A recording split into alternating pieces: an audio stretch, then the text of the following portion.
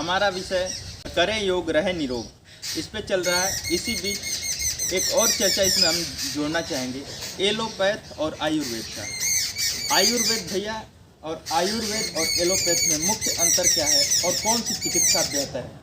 देखिए, हम किसी भी चीज़ को सीधे सीधे चुनौती देकर नहीं कर सकते कि ये चीज़ दूषित है या ये चीज़ अच्छी है, ये चीज़ बड़ी है या ये चीज़ छोटी है।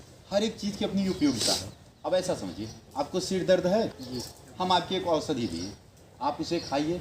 वह एलोपैथ की है, अगर वह आपको सही कर गई एलोपैथ अच्छी है। अगर वह आयुर्वेद की औषधि है, अगर वह अच्छी कर गई तो वह कौन सी औषधि अच्छी हो गई? आयुर्वेद वाली औषधि अच्छी हो गई। तो डिपेंड ये करता है कौन सा रोग और कौन सी चिकित्सा पद्धति के द्वारा ठीक हो जा रहा है। अब लेकिन यहाँ सबसे बड़ी समस्या ये आ रहा है, अक्सर एलोपैथ पर जो आरोप लगाए जाते हैं वह ये है कि एलोपैथ का जो कार्य करने की क्षमता है वह दमन का है। दमन समझते हैं, जैसे कि किसी चीज़ को दबाया जाए। अब एक बीमारी को एलोपैथ दबाती है तो दूसरे को क्या कर देती है? उभार देती है। यही समस्या है, यही कारण था कि महात्मा गांधी ने भी एलोपैथ का विरोध किया था।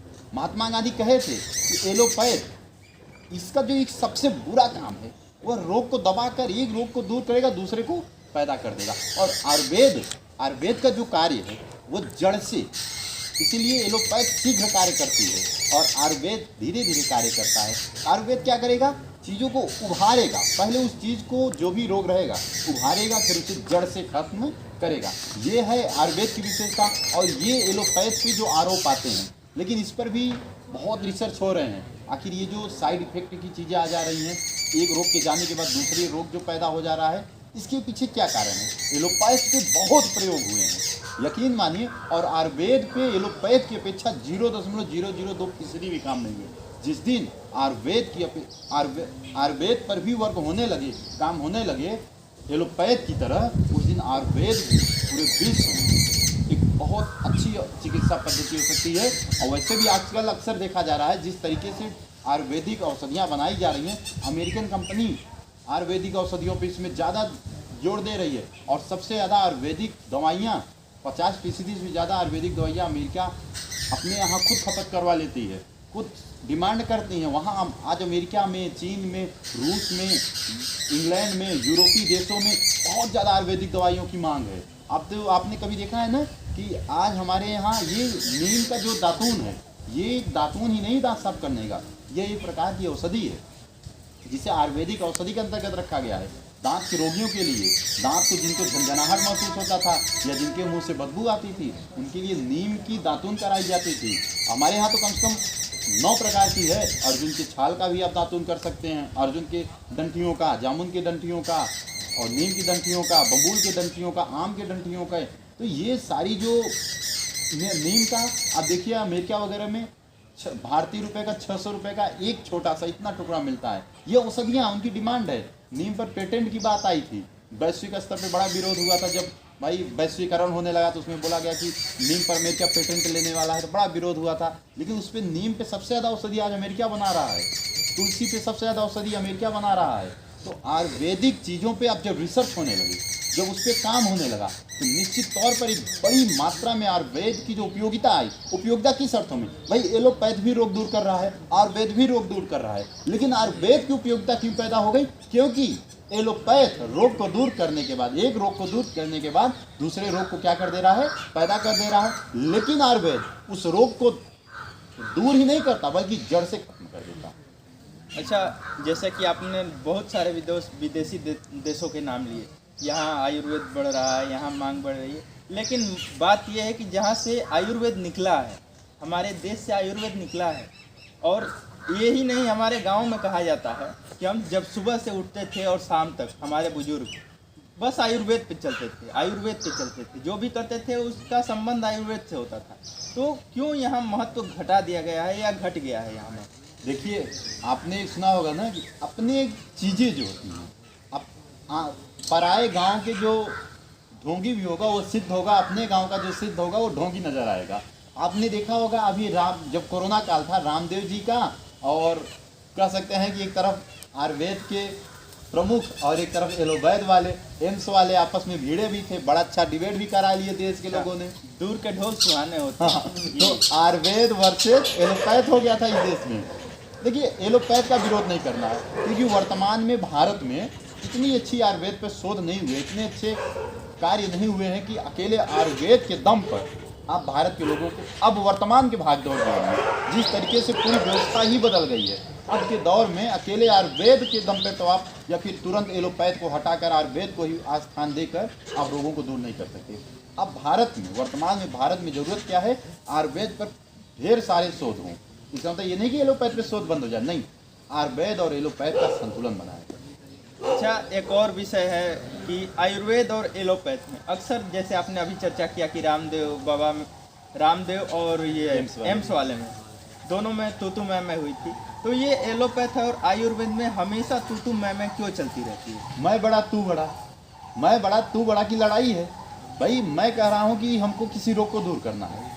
अब वो ये डिपेंड नहीं करती कि आप किस पद्धति को प्राथमिकता देके दूर करा है, नहीं, आप ये देखिए कि इस व्यक्ति के इस रोग को दूर करने के लिए जो पद्धति उपयोगी हो उसका प्रयोग करिए और उसको बताइए ना, उसको प्रमाणित करिए कि ठीक है इस पद्धति से ये दूर हुआ, वाह ये पद्धति अच्छी है, इसका प्रयोग करिए, फिर उसको प्रोत्साहन दिलाइए। लेकिन आमतौर पे होता क्या है कि अगर आयुर्वेदिक डॉक्टर एलोपैथ के दवा से मरीज को ठीक करता है, कभी वो एलोपैथ को नहीं आयुर्वेद को प्रोत्साहन देना चाहता है, और एलोपैथ वाला आयुर्वेदिक की सहायता से, आयुर्वेदिक औषधियों की सहायता से मरीज को स्वस्थ कर दे, लेकिन वो प्राथमिकता एलोपैथ को ही देगा। यही सबसे बड़ी बात है कि वो जो दिखावेपन का दौर है ना कि भाई ठीक है इस चीज़ को हम प्राथमिकता देने ही नहीं देंगे, इसको बढ़ने ही नहीं देंगे, तो ये बहुत गंदी चीज़ है। अभी हमने बात किया ना संतुलन की, सबसे बड़ी उपयोगी चीज़ है संतुलन की। आप तो इसको दोनों को आप कहना चाहते हैं कि दोनों को संतुलित करके चला जाए। देखिए अभी वर्तमान में मैं भारत में जहाँ कहूँगा जहाँ 0% भी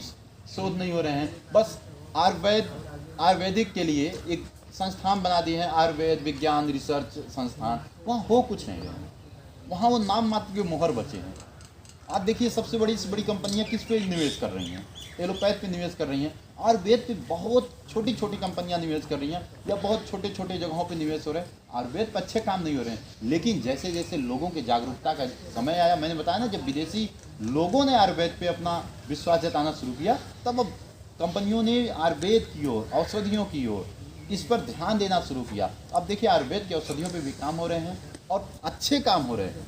अब भारत के जीवन की पद्धति में तो अगर भारत के लोग अपनी पूरी व्यवस्था को ही ध्यान में रखें, पूरे प्रकृति के, देखिए आप जैसे मान लीजिए अमेरिका का वातावरण, अमेरिका की जलवायु, अमेरिका के लोगों का रहन सहन का व्यवस्था अलग है, भारत का जलवायु, भारत के लोगों का, ऐसे ऐसे देश हैं जहाँ पर 6 महीने दिन 6 महीने रात होते हैं, 6 महीने तक बर्फ ही बर्फ रहता है, 6 महीने तक वहाँ 6 या 8 महीने तक ठंडी ठंडी रहता है। वहाँ के लोग कभी कभी ऐसा हो जाता है कि सूर्य निकल ही नहीं रहे हैं महीनों महीने। अब वहाँ के लोगों को कुछ विशेष औषधियों की आवश्यकता होगी।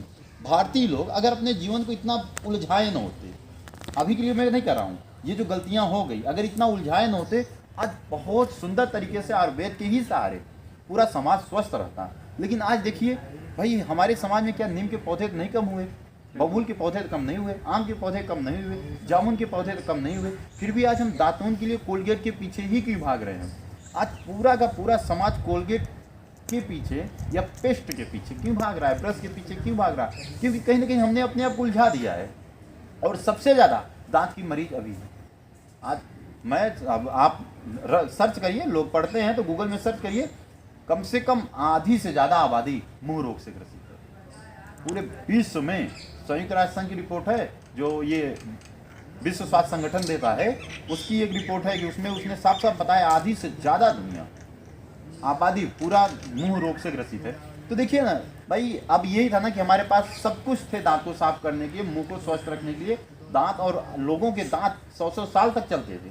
आज क्या हमने गलतियाँ किया, ऐसी छोटी छोटी गलतियाँ किया, जीवन को उलझा दिया। तो वही चीज़ है ना, हम ये नहीं कह रहे हैं कि आयुर्वेद और एलोपैथ में तू मैं हो, हम ये कहेंगे कि आयुर्वेद और एलोपैथ संतुलन बना के समाज को निरोगी करने का कार्य करे। हम नहीं कह रहे हैं कि आप एक चीज़ को बहुत बड़ा दिखाइए, एक चीज़ को छोटा दिखाइए। नहीं, जिस चीज़ से आपको लाभ दिखे, जिस चीज़ से जनमानस का उद्धार दिखे, उस चीज़ को प्रोत्साहन दीजिए, उस पर प्रयोग करिए। अगर सामने वाले को पता है कि आयुर्वेद पे अगर इस चीज़ की शोध कराया जाए तो निश्चित है बहुत बड़े जन समुदाय का कल्याण होगा, बहुत बड़े समाज में क्रांति आ जाएगी औषधि क्षेत्र में। लेकिन अब वो इसलिए नहीं करा रहा है कि आयुर्वेद का नाम हो जाएगा, आयुर्वेदिक दवाइयाँ ज़्यादा प्रचलित हो जाएंगी, इसलिए वो उस चीज़ को दबा दे रहा है। ये बुरी बात है। आप आयुर्वेदिक भी चीज़ों पर शोध कराइए, उसको भी उत्थान मिलाइए, क्योंकि आयुर्वेदिक औषधियाँ सस्ती पड़ जाती हैं और लोगों के हितकर रहती हैं, लोगों का बहुत कह सकते हैं जीवन सुखमय रहता है। और लोगों को आदत डलवाइए आयुर्वेदिक चीज़ों का। आयुर्वेदिक चीज़ जब उनके जीवन में आना शुरू हो जाएगी, आयुर्वेद क्या है, नेचर है, प्रकृति। भाई अगर आपको कोई तुलसी के पत्ती का काढ़ा बना के दे रहा है, वो आपके शरीर में जा रहा है, वो क्या साइड इफेक्ट करेगा? तुलसी की पत्तियां तो आपको साइड इफेक्ट नहीं करेंगी ना, उसका रस तो साइड इफेक्ट करेगा नहीं। लेकिन जब आप केमिकल को शरीर के अंदर डालते हैं तो निश्चित है वो प्रकृति के विपरीत बनाया गया है, तो वो अब शरीर में जाएगा, कुछ न कुछ हानि पहुंचाएगा। लेकिन अगर उसके कारण लाभ हो रहा है तो आप लाभ लीजिए, फिर उसको उस लाभ के बाद जो उसका साइड इफेक्ट आने वाला है उसको नष्ट करने के लिए आयुर्वेदिक औषधियाँ दीजिए। चलिए, चर्चा करने के लिए बहुत बहुत धन्यवाद। और इस विषय में आगे भी वीडियो जाते रहेंगे। हमारे चैनल को देखने के लिए बहुत बहुत धन्यवाद। वीडियो को लाइक करें, कमेंट करें और सब्सक्राइब करें। धन्यवाद।